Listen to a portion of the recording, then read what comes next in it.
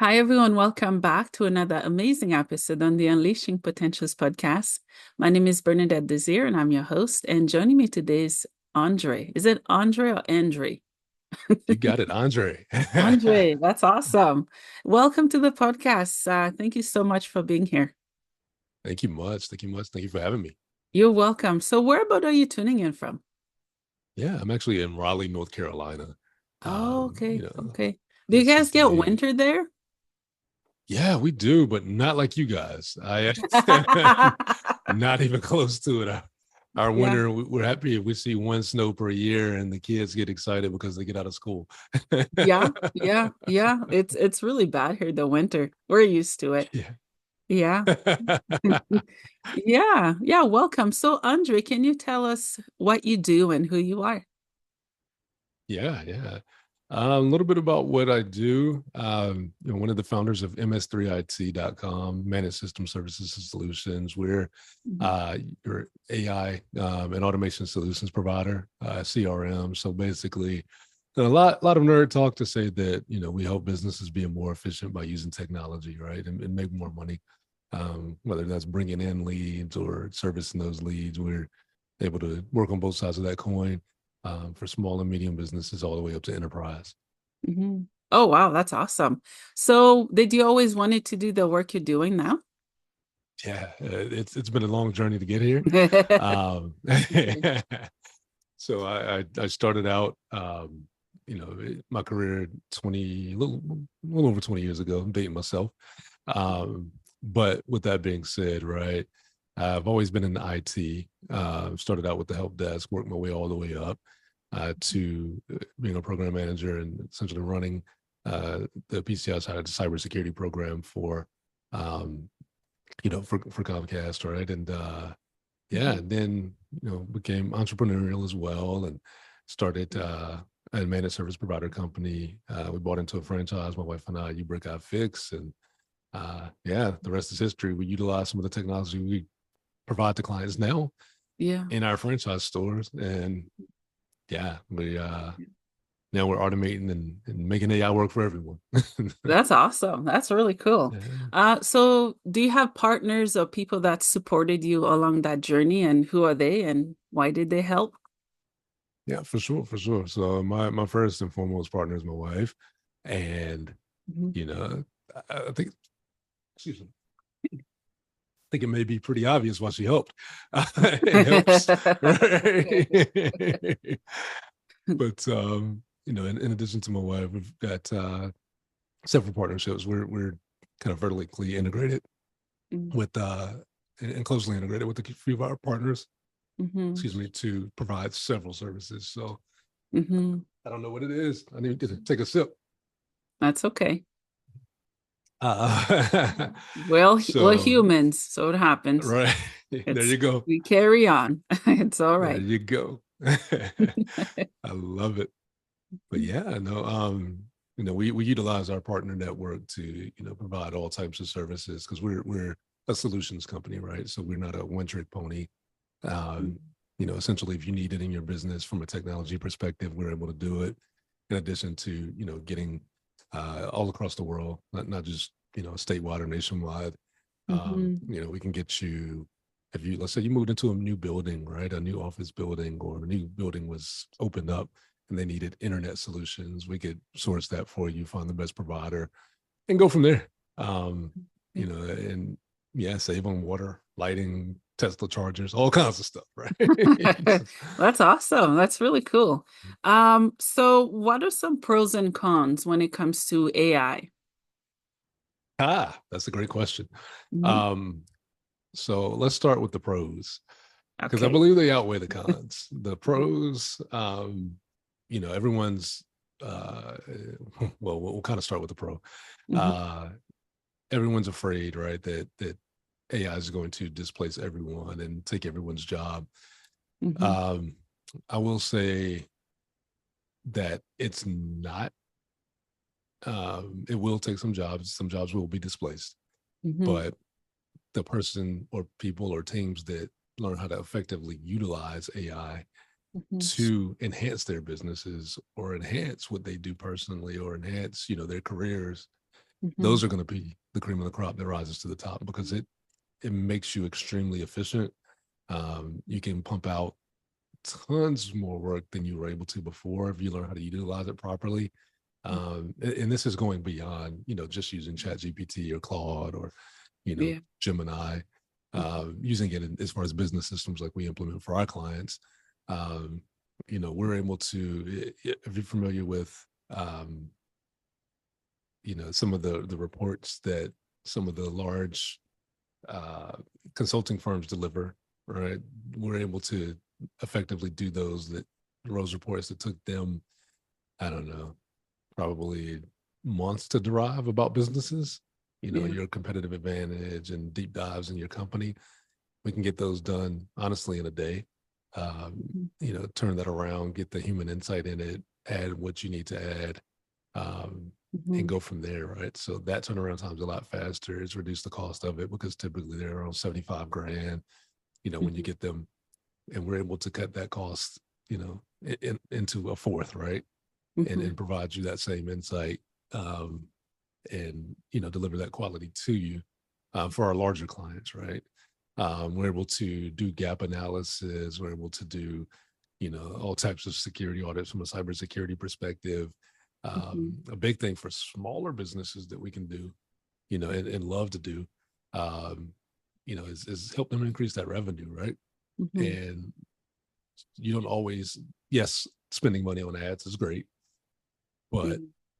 if you have a database of a certain size, you've been in business for a while, odds are you've got, a built-in database, right? So you've got, 1,000 or more, maybe 2,500, 3,000, 100,000 clients in your database or potentials that, were leads in the past, just got Yeah. sitting there. Mm-hmm. You can reach back out to them. We've got a system, an AI system that literally has a conversation. It can present your offer, whether it be, 50% off this, that, the third. But, typically that's where it stops, right? You'll get that and it's like, oh, okay, cool.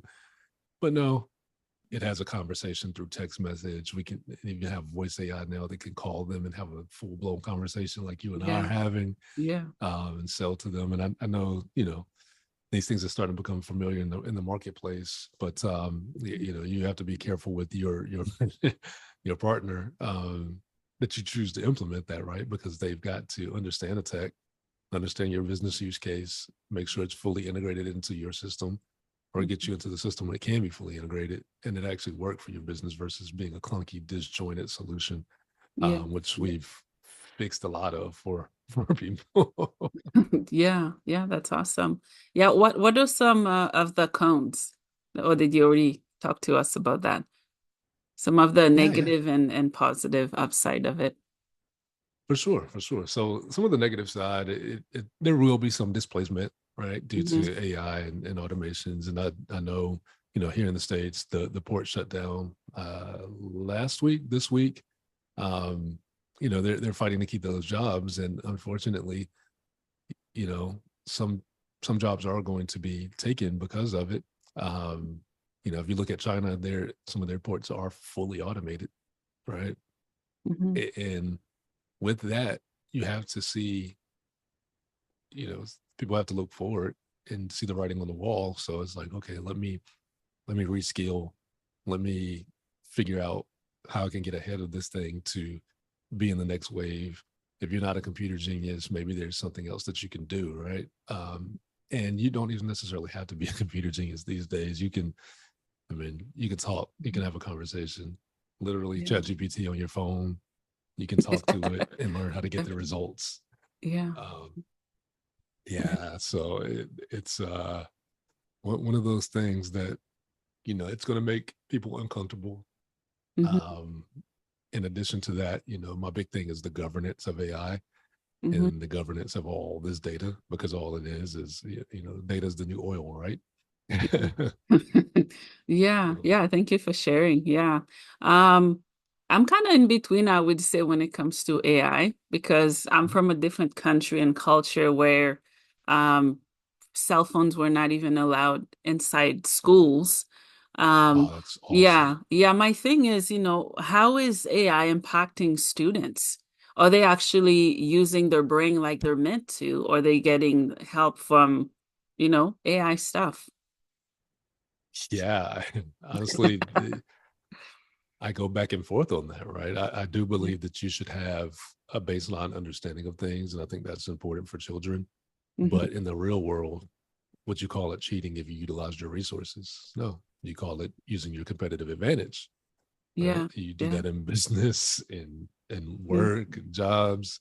Uh, so, Mm-hmm. you know, I do agree that to a certain point, children should not have access to those things in the classroom, and they need to understand the fundamentals, because if not, it's easy to pull the rug, and Yeah. the Yeah. no one has anything to stand on. uh, Yeah, yeah. Because I know here and university or higher grades, teachers really mhm. crack down on students using AI or cheating. They know. I don't know how they know, but they know when they're using it. So there's as you mentioned, there's pros and cons of it. And when do you help only businesses or do you help people like solopreneurs, I would say, like myself? Oh yeah, no, for sure, for sure. So we definitely have products targeted at solopreneurs as well. Um, it's one of those things is our CRM. Mhm. So I'll give you a use case, right? So let's say you've got your business Facebook page, right, or your business Instagram page, and someone you want it to automatically book to your calendar, automatically schedule your podcast. So Mhm. now you can have an AI that, hey, you're interested in joining my podcast. Mhm. What it'll do, just tell them to DM you the word. Here's an automation that we set up for ourselves, Yeah. that probably could be helpful for you too. It's all they don't even have to DM, right? All they have to do is comment a keyword on your post, or if you're running an ad, comment a keyword on your ad. It can automatically like it. It can comment below, say check your DMs. Yeah. Then the AI kicks in, sends them a DM, has a back and forth conversation to qualify them, asking them all the pertinent questions. And if they're a good fit, it can serve them the calendar link and say, okay, great, let's proceed, move forward. But if they're not a good fit, then it can say, well, maybe not at this time. Check back with us. We typically do this, and this. Let's stay in touch, or whatever the case may be, right? Yeah. And offer them to join the community, or Hmm. whatever that looks like, right? Because typically that's been done through forms and surveys and all of that. But um, if you've got me engaged, and this is something that we run for, solopreneurs as well as small businesses typically. Yeah. If you run an ad, if you've got someone engaged, they're going to talk to you on Facebook Messenger because they're right there. But if I have to click away and go to a form, I might or might not. Yeah, yeah, yeah. I find some people they are getting lazy to complete certain things because they're relying on AI and a form or whatever system to do it for them. I mean, Yeah, there's pros and cons, I think, to everything in life. I love yeah, that AI is saving lives, whether it's through heart surgery, brain surgery. I love that in the medical field. Is that yes, an area that you guys tackle with what you do? Do you help businesses like that? for sure, for sure. So we're actually putting together some revolutionary things as far as the healthcare Oh, nice. field goes, mental health, working on suicide prevention, Mhm. um, apps, and on the healthcare side of things, we're actually working on a program now that fundamentally changes check-ins, and Mhm. the efficiency that doctors' offices are able to. I'll tell you um, one thing that we're actively solving for is, you know doctors' offices get overwhelmed. They can have a lot of patients coming in, or Mhm. imaging, or whatever the case may be. Um, and a big holdup is them getting paid. People think the doctors are rolling in money, and the practices are just Mhm. getting Yeah. tons of money in the United States, but insurance is a big holdup because of billing. So we're Mhm. looking to solve some of those issues, Mhm. um, and make that process much more smooth, so that, obviously the less stressed you are, the less you're pulled here, there, and dealing with all these Yeah. problems, the better care you can provide, because Hmm. you're not worried about, oh, goodness, we're not going to be able to make ends meet because we've got to wait 90 days to get paid from this patient we're seeing today. Yeah, yeah, yeah, that's awesome. Let's talk about, there's been so much different types of hacking that happens. What Okay. happens when AI goes wrong? When they attack government businesses and accessing patient or people's information? Yeah, What are some shield and protections that your business has for your customers? for sure. For sure. That was a great question, by the way. Thank you. Um, so, with that being said, it, Hmm. it's human driven at the end of the day, right? Yeah. Um, so it's the bad actors out there that are directing the programs, the AI, whatever the case may be, and it Hmm. does 10x, probably 100x or 1,000x what they're able to do and how quickly they can deploy attacks. Um, a lot of things that we're seeing nowadays are honestly social engineering. Um, Social engineering, it'll never change from the time I've been in security to now. Low hanging fruit, aka your servers aren't patched, right? You're running old, outdated versions of software with known exploits. So making sure that your security posture for clients is up to date and running. And then for larger clients, right, that are at a higher exposure, you've got intrusion detection programs, intrusion prevention programs, your firewalls, your uh, top-down approach, as well as implementing a security program, um, so that your team's aware, your culture's aware, because social engineering is the easiest way to get into something.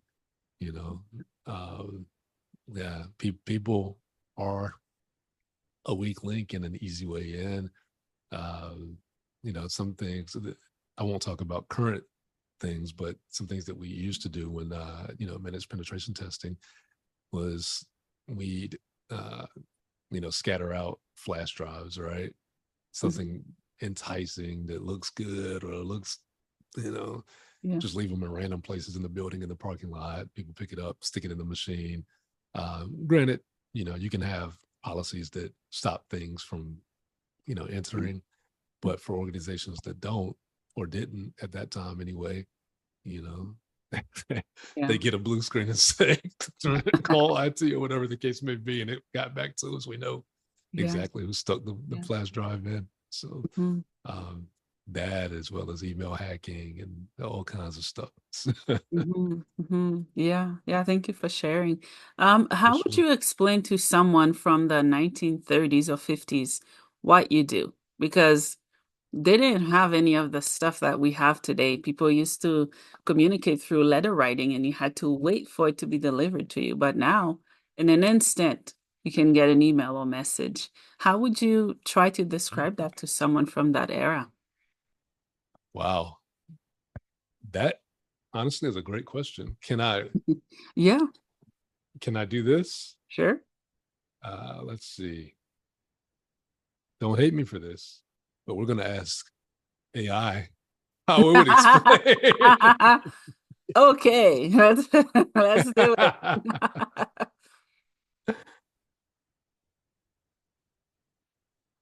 Hey, how would you explain AI and automation and modern computing to someone in the 1930s that was familiar with, just mailing out, you know, mail and used to that system? How would you put it in their terms that it was explainable to them? 1930s, relying on the postal service for communication. Now, picture a system where letters are sorted and delivered instantly without human hands touching. Uh-huh. Oh, sorry about that. It interrupted us. No worries at all. What's up? Could you continue what you were saying about the 1930s, explaining how what modern day, IT infrastructure looks like to the 1930s? Sure. Comparing modern-day IT infrastructure to the 1930s is quite the leap. In the 1930s, technology was in its early stages. The era was characterized by the rise of electromechanical computing devices like the Zeus Z3 and advancements in radio and telecommunication. Well, you get the idea of what it could do. I'd Wow. have to give it a little bit better of a prompt, but it could Yeah. definitely give me that that Yeah, information that's back. pretty cool. That's really cool. Yeah, that's Indeed. awesome. Nice. Yeah, what was the Thank you. device you use? Is that just a phone? Yeah, for sure, for sure. It's a Samsung Z Fold. Oh, okay, The okay. Is foldables. that a new version of it? It's folded. Yeah, I've actually had this Oh, one wow. 3 years now or Oh, so. wonder what they have now if it was 3 years. So The wow. 6 is out now. Oh, it is. Oh, wow. That's Oh so yeah. cool. That's really cool. Yeah, Yeah. thank you. Yeah. No problem. So overall, what do you want my audience to get from this amazing episode on AI and business? Oh man. Let's see. So don't be afraid of technology is what I'd say. Run to it, right? Give it the governance and the bounds, put it in bounds. Mhm. Don't feed it your extremely private information or anything proprietary. I have to put that out there because there have been cases where companies do. Yeah. And utilize it, right? If you're looking to utilize it in your business, don't hesitate to look us up at ms3it.com. You can try our demos. As a matter of fact, if you go to our site, pop open our live chat at the bottom right hand corner and just type in the word demo, you'll get to try a free demo bot for your company. You fill out a quick little survey about a couple of things of your company, and you can interact with it as though you're a client for your company. It's something very cool to try out. But yeah, that's run to technology, don't run from it. It's the way of the world. It's happening. So go ahead and get that advantage before it's too late. Yeah, that's awesome. Is there anything else you'd like to share that I didn't get to ask you about? Yeah. Let's see. So one of the things that is near and dear to us is the fight for mental health as well as autism, ASD diagnosis and all that good stuff. Having neurodivergent a child that is,